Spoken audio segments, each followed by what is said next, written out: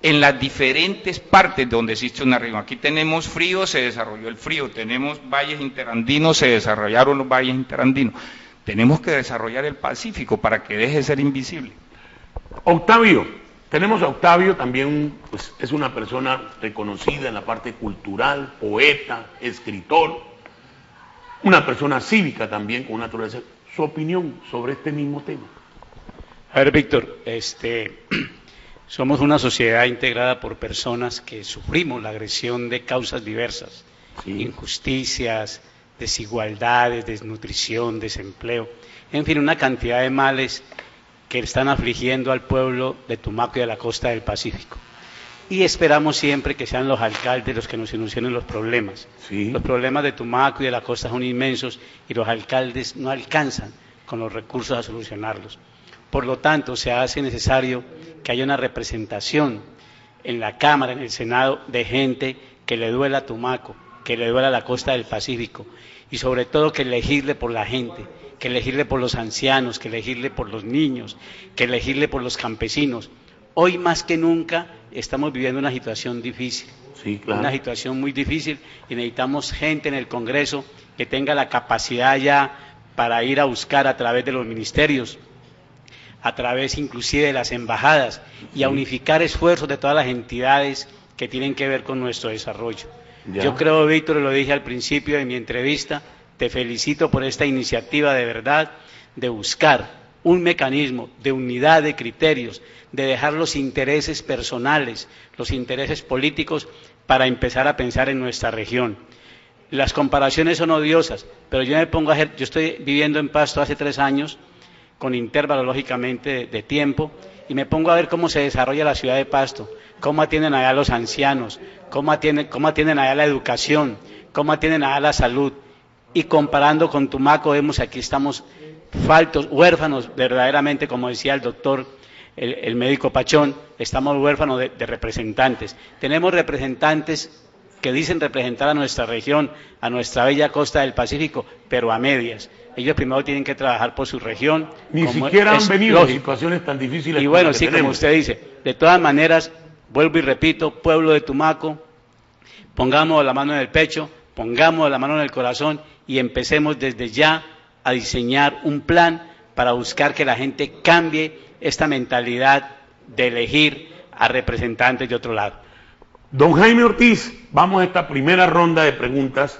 Precisamente tenemos a don Jaime Ortiz Díaz, persona también que ustedes conocen, una importante líder, comerciante, una persona de legítima independencia también.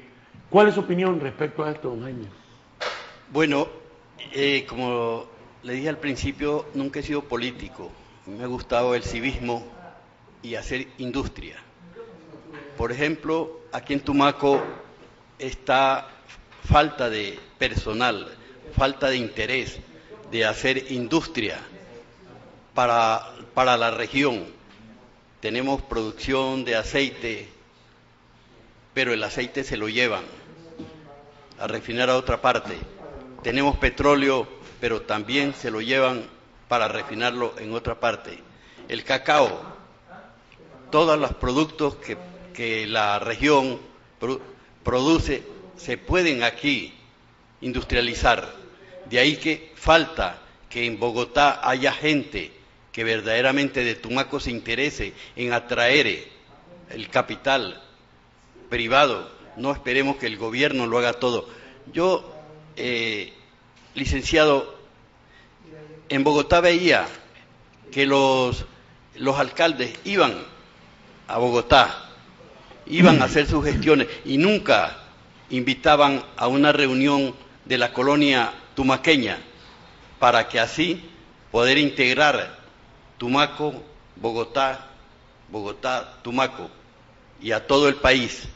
Yo creo que teniendo un político respaldado en la Cámara de Representantes o en el Senado, yo creo que esa persona puede hacer mucho desde Bogotá, llamando a un consenso de toda la colonia, que es bastante grande en Bogotá.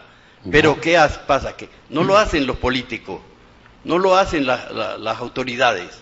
Hombre, Necesitamos alguien que se duela del pueblo y que lo saque adelante en estas crisis, no tanto por lo que pasó del río, sino la crisis mundial, que aunque digan que no, nos está dando un coletazo a Tumaco también.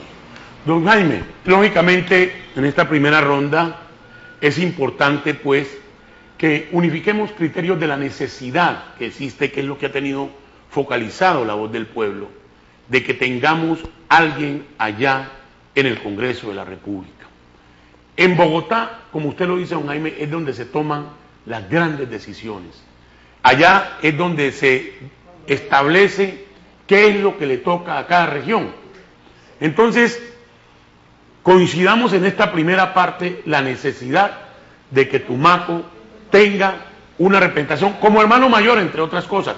Si pueden ser más, porque entre otras cosas, para los panelistas que están aquí, Tumaco tiene un potencial electoral, doctor Pachón, aproximadamente de 80.000 electores, que salen 40.000, 45.000, pero es un potencial electoral necesario, más abonado lo de la costa, que pudiéramos garantizar si nos unimos todos en esta meta, en este propósito, sacar realmente ese representante. Pues mire, eso es lo que decían aquí los compañeros, hay que unir al pueblo. El pueblo de Tumaco hay que hablarle con la verdad, no andar mintiendo y ofreciendo algo que no puedan cumplir y que después tengan que quedar mal o tengan que ir a calentar silla, bien sea al Congreso o a la Cámara, y nunca se les oyó pidiendo algo para nuestro pueblo. Nunca, que yo sepa. Alguna vez conozco un proyecto que lo hubo en muchos años pasados sobre Tumaco, ¿no? Sobre que pedían ser puerto libre a Tumaco. Eso se quedó, creo que en el tintero. Nunca más volvió un político a decir nada.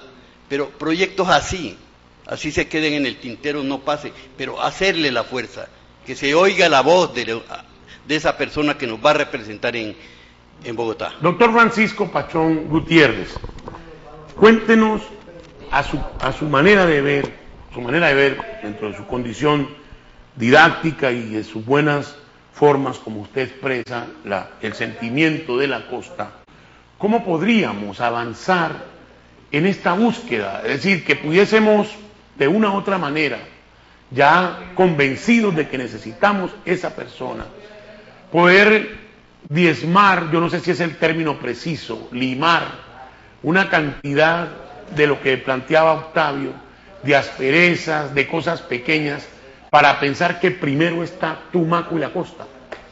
Sí, Víctor, yo pienso que si los políticos actuales, los que están haciendo trabajos aquí en las instituciones tumaqueñas, realmente hacen una política social, porque es que tenemos que tener en cuenta es que si nosotros o los políticos que hacen esto no hacen tejido social, nosotros vamos a estar invisibles totalmente. Entonces, mi manera de pensar es que yo creo que hay que empezar a conversar con gente que tiene trabajo hecho ya, porque aquí en esta región hay gente que tiene trabajo político, entonces hay que empezar a conversar para ver cómo se hace un sinergismo, en donde la fuerza del 1 a la del 2 a la del 3 se saque uno que realmente represente a Tumaco, o sea que tenga fenotipo tumaqueño, que sepa hablar, porque allá en el Congreso, en la Cámara de Representantes se va a encontrar con leones, se va a encontrar con tigres,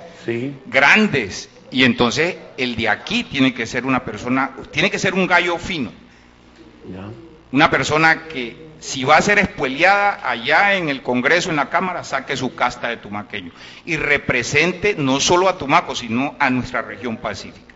Eso es lo que pienso, Víctor. Octavio. Sí, yo creo que, yo lo dije antes, tenemos que unificar criterios. Yo como exconcejal que soy, como hombre público también que he sido y como comerciante, me doy cuenta del antagonismo que existe en nuestra región, el antagonismo político, y no solamente en nuestra región, sino en todo el país. Hay unos intereses marcados de personas, hay unos intereses de grupos, en fin. Pero yo pienso